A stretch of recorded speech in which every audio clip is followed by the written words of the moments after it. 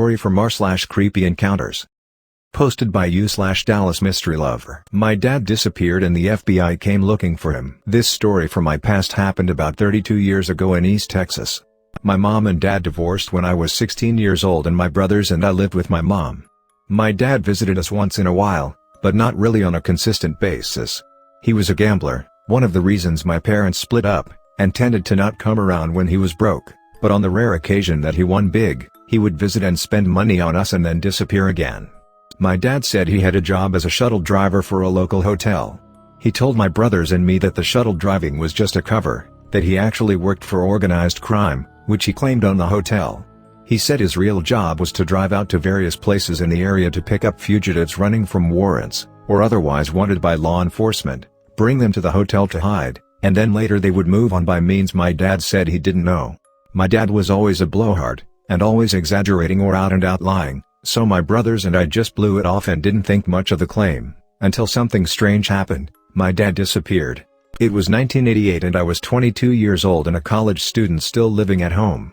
I worked as a full-time disc jockey on the overnight shift, 10 p.m. to 7 a.m., at a local radio station.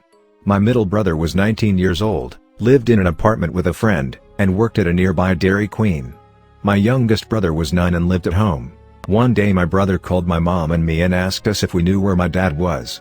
He says some men came to the Dairy Queen while he was at work and asked him if he'd seen my dad recently. My brother truthfully told them that he hadn't seen or heard from my dad in months, and that he often does that, cuts off contact for months at a time. My brother said these men didn't say who they were, but seemed satisfied and left. My brother wondered if these men or anyone had called to talk to us and ask us where my dad was. We also had not heard from my dad in months. The following day, my brother says the man returned to his work, and this time flashed badges and claimed to be FBI agents. He says they were very aggressive and demanded that my brother tell them where my dad was.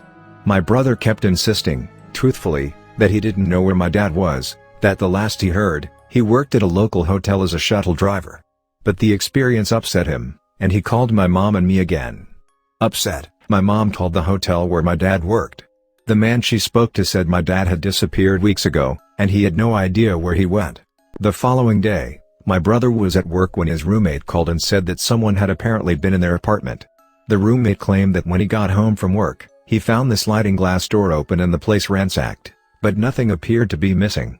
My brother, very upset, went to his apartment and found that in fact, his address book was missing from the breakfast nook, and a teddy bear he recently bought for his son, and a photo of his son were missing from his bedroom. Now, my brother and my mom and I were beside ourselves with anger, fear, and paranoia. We went to the local FBI office to complain that the FBI had done this, and to tell them once and for all, my brother does not know where my dad is. Well, as you might have guessed, the FBI claimed no knowledge of the event and claimed that they were not looking for my dad. They said none of their agents had contacted my brother. Furthermore, when my mother told them my dad had claimed that he worked for organized crime, the FBI would neither confirm nor deny that the hotel had tied to organized crime or that there was an investigation going on. My mom called the hotel again and told the manager that men were looking for my dad, that they were terrorizing my brother, and flat out asked the guy if there was any truth to my dad's claim to be working for organized crime. The man laughed and told her there's no such thing as the mafia. While we were trying to make sense of all these weird details, we kept wondering why my brother was being harassed but not my mother or me. That's when I was reminded of a weird event I had happened to me about 2 or 3 weeks prior. Because I worked overnight, I was often wide awake in the middle of the night on my days off, with nothing to do. One night, I went to the local cable TV company where my friend worked as a computer system operator, to hang out with him for a few hours and BS a little. At about 3:30 a.m., he had a big computer job to do, so it was time for me to go home, so I left. As soon as I pulled out from his company's driveway, a car was immediately behind me, tailgating me.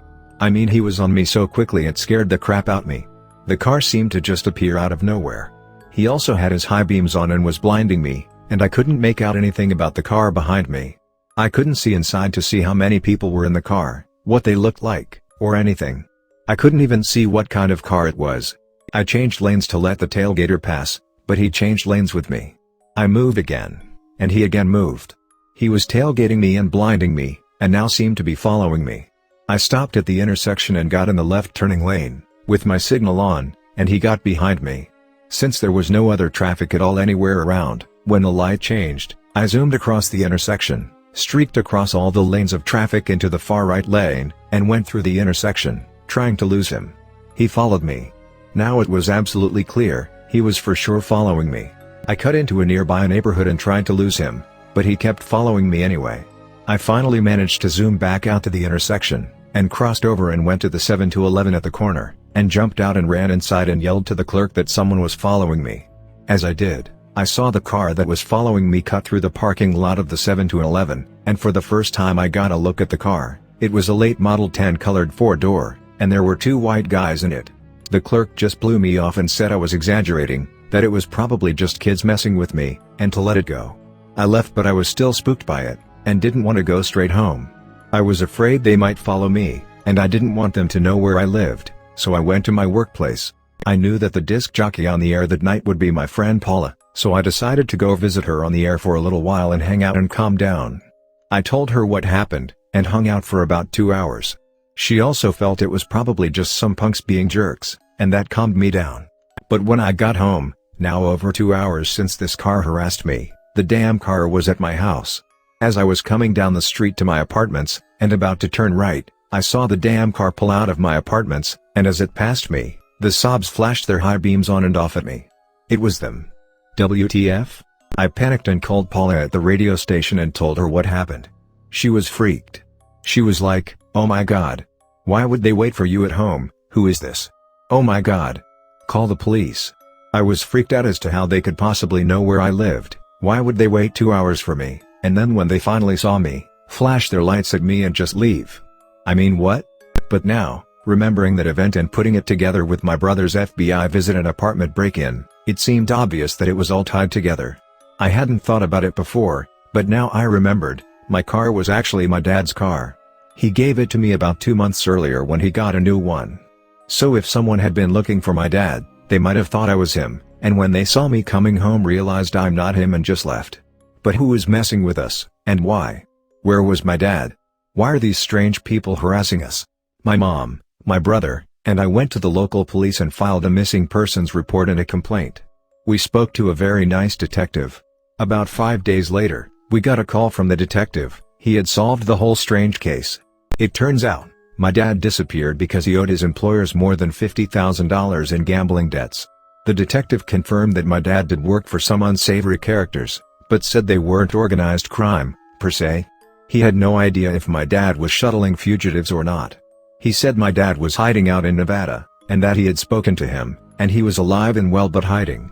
We asked, then who the hell were those men and why were they bothering my brother?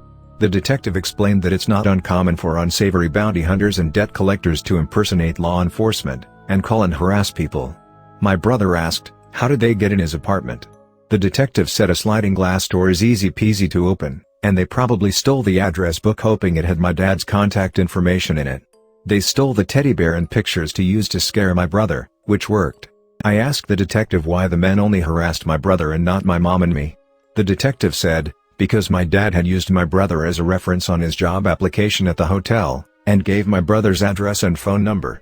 The FBI agents probably figured he was close to my dad and either maintained contact with him, or if threatened, would contact him. So, my dad eventually turned back up in town, and acted like nothing had ever happened. He never spoke of the incident, and we never brought it back up. I guess he got the money he owed them, I don't know. But that's my story. Thanks for reading. Story from r/creepyencounters. Posted by u/like722ninjas. I did something really creepy. My BF just told me this a few days ago. He said about a month ago he was staying over and in the middle of the night he was awakened by something. He said he didn't know what but that he had a feeling we weren't alone. When he looked over to check on me, I was asleep on my stomach. He said I raised up, turned and faced him and said I bet you're really scared right now. Then I laid back down. He said I never opened my eyes. I have no recollection of this at all. I'm lucky he still comes around after that.